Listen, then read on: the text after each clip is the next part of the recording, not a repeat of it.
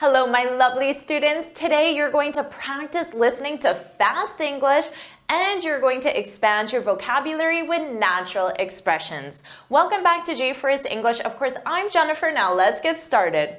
Here's how this lesson will work. I'm going to say a sentence in fast English and I'll say it 3 times. You need to write down exactly what you hear in the comments. Are you ready? Here we go. I'll say it 3 times. It's not a big deal at all. It's not a big deal at all. It's not a big deal at all. Did you get this one? I said it's not a big deal at all. It's a contraction of it is. Not a, we can combine these together, but notice we have a T between 2 vowels. So a native speaker is going to pronounce that as a soft D and say nada. Nada. It's nada. It's nada. Big deal. And then we can do the same with at, with that T, and then all. I can put them together and then I'll pronounce that T as a soft D and it sounds like at all, at all, at all, at all. It's not a big deal at all. Let's talk about what this means. To be a big deal.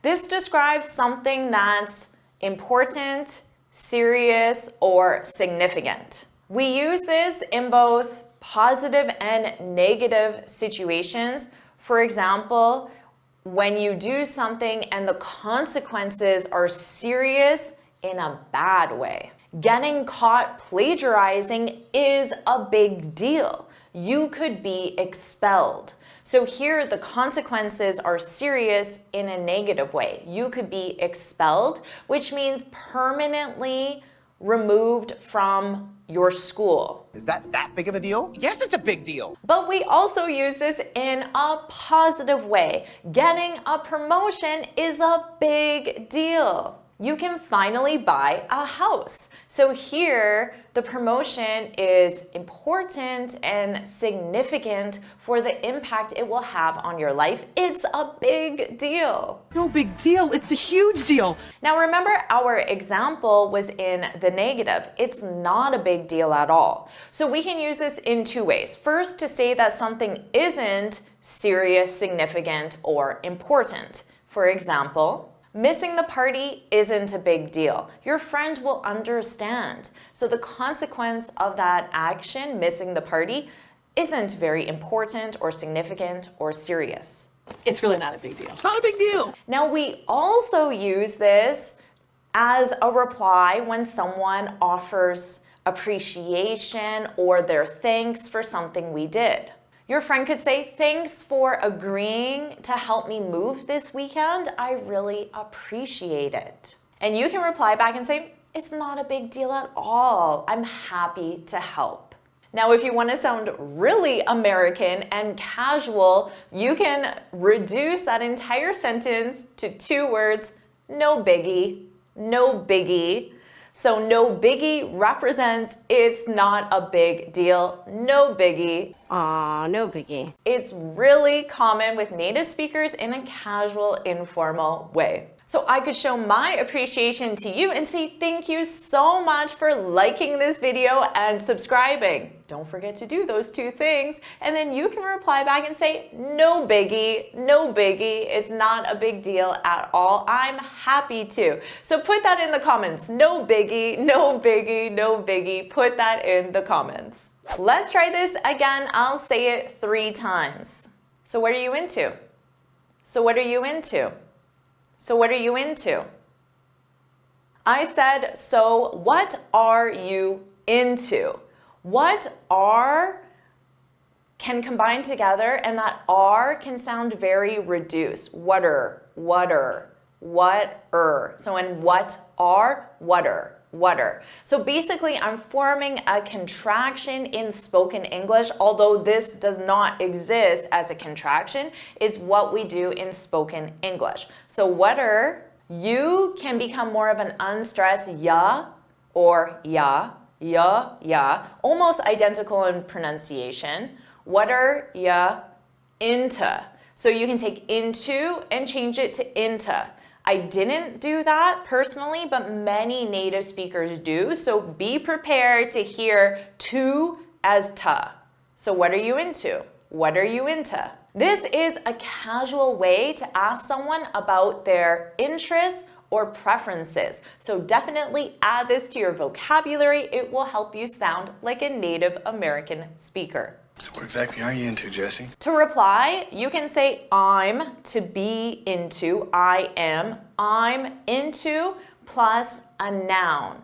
I'm into music, art, yoga, photography, hiking, biking, or whatever other activity that you're into. It's also very common to answer what are you into just with a verb of preference and simply say, I like music, I love yoga, I adore photography, or whatever your interest or preference is. So, what are you into? What about you, Sleeveless? What are you into? Let's try this again. I'll say it 3 times. Can we play it by ear? Can we play it by ear? Can we play it by ear? Did you get this one? I said, can we play it by ear? Can is an auxiliary verb. It's there to ask the question. When it's an auxiliary verb, we pronounce it as kin, unstressed, because the main verb is what you hear, play. Can you play? Can you play? We can combine play and it together. I'll take that Y and I'll use it to connect. Play it, play it, play it. But you say it as one word. Can we play it by ear? Do you know what this means? When you play something by ear, it means that you make decisions as they happen rather than planning in advance. If your friend or spouse asks you, what should we do this weekend? And you don't want to make plans. You just want to decide as it's happening. So you wait until dinner to decide what you're going to have for dinner rather than planning it in advance the day before. You can say, let's just play it by ear. Let's just play it by ear. You're right. Let's play it by ear. Or someone asks, what are you going to do on vacation? Because they know you have a vacation planned. You can reply back and say, we have a few tours planned and we'll play the rest by ear. The rest being the rest of your vacation. We'll play the rest by ear. We'll decide what we want to do in the moment based on how we feel, based on where we are, based on the situation, rather than deciding in advance. What about you? When you're planning a vacation, do you prefer to have a full itinerary? Which means every day, all the activities you're going to do on that day are decided in advance. That's a full itinerary. Or do you prefer to play it by ear? No plans. You're just going to decide what to do based on how you feel. Or perhaps number 3, a little bit of both. So put in the comments your preference 1, 2, or 3. As for me, I would probably choose number 2, just to play it by ear. I like being more spontaneous, but my husband Kevin, he is definitely a full itinerary person, which I learned the first time we planned a vacation together. So now we do number 3, we do a little bit of both, so we both are satisfied. What about you? Share yours in the comments. I don't know. Play it by ear. Why? Let's try this one more time. I'll say it 3 times. Turns out I bought a knockoff. Turns out I bought a knockoff. Turns out I bought a knockoff. Did you get this one? Maybe a little more challenging. I said, turns out I bought a knockoff. Turns out, I can combine those together and it sounds like turns out. So I'm using that S to glide to the next word, but I say it as one word, turns out. Turns out I bought a, so bought is pronounced bought, so I can combine those together. boughta, boughta. Just like got-a, native speakers commonly say gotta. Well, you can do the same thing with bought-a, boughta, boughta. Knock, the K is silent. And off, because they go together, knock off, it's one word, I'm going to use that knock off, cough. So I'm going to pronounce the final K on knock, and I'm going to pronounce it on off, knock off, knock off. Let's talk about what this means. Turns out, to turn out, this is an extremely common phrasal verb and is used in many expressions in daily speech. So definitely add it to your vocabulary. In this context, turns out is used to say that something is surprising or unexpected. So I did not expect this situation. Turns out it was spam! So let's say you were supposed to work late tonight and you knew about this last week. You've planned your entire week to work late today. You've made plans and arrangements, but then your boss says, oh, actually, you don't have to work late tonight. We finished the project. So you can say, oh, turns out I don't have to work late tonight, because it's unexpected, it's surprising. It's not what you thought. Turns out. Grammatically, there should be a subject here. It turns out I don't have to work late tonight. But this is called a dummy subject in English, where the subject it doesn't actually represent anything, it's just the existence, the situation.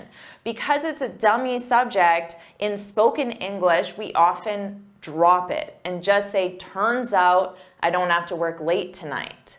But in written English, a subject is required grammatically. Let's talk about a knockoff. What is this? Because turns out I bought a knockoff. What's a knockoff? A knockoff is a copy or an imitation of something, usually a product or service. Knockoffs are very common with designer brands. So the original is a Louis Vuitton handbag, which has a very distinct look to it. But there are a lot of knockoffs. They're fake. They're fake Louis Vuittons. And from a distance, you probably can't tell at all. But when you examine the quality of the material, it's very obvious. So in this situation, maybe it's my friend bought a Louis Vuitton, but turns out it was a knockoff. Are these designer or knockoff? Can't you just buy another knockoff? That's actually a cubic zirconia knockoff. Now let's do an imitation exercise so you can practice all of these pronunciation changes that take place in spoken English. I'll say each sentence again 3 times, and after I say the sentence, I want you to repeat the sentence out loud and imitate my pronunciation. Here we go. It's not a big deal at all. It's not a big deal at all. It's not a big deal at all. So what are you into? So what are you into? So what are you into? Can we play it by ear? Can we play it by ear? Can we play it by ear? Turns out I bought a knockoff. Turns out I bought a knockoff. Turns out I bought a knockoff. So did you enjoy this lesson? Do you want me to make more lessons just like this? If you do, then put knockoff in the comments below. And of course, make sure you like this video, share it with your friends, and subscribe so you're notified every time I post a new lesson. And you can get this free speaking guide where I share 6 tips on how to speak English fluently and confidently. You can click here to download it or look for the link in the description. And why don't you keep expanding your vocabulary with this lesson right now?